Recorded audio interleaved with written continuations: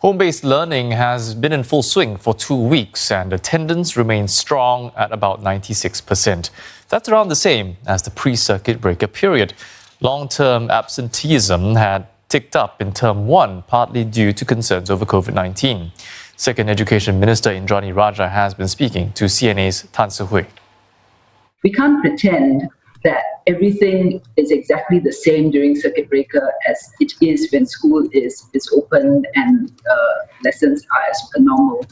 But a key priority for us will be to make sure that when the circuit breaker ends, we're able to ease the children back into the school routine as soon as possible.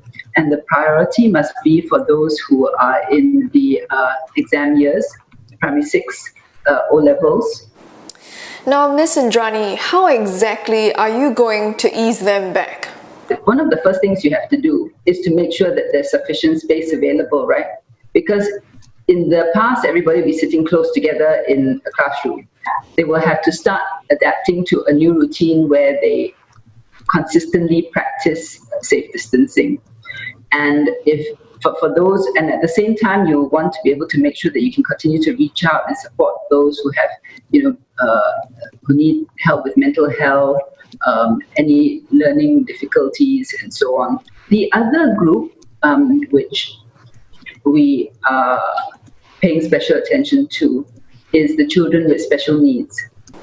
What else will schools be doing to help disadvantaged children after the circuit breaker? You've got to make sure that the things which were identified as gaps during the circuit breaker are addressed.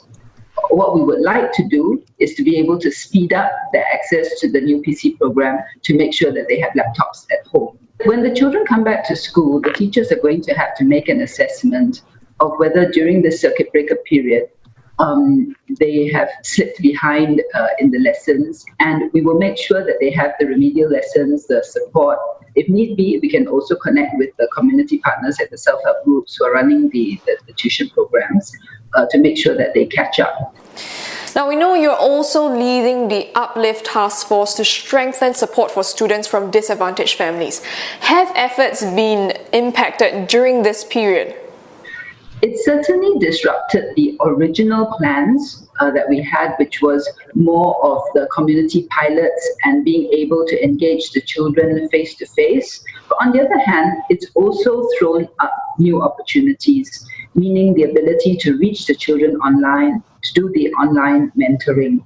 So I would say this: the objectives of Uplift remain the same. One is to get the children to attend school. The second thing is making sure that they have the right environment.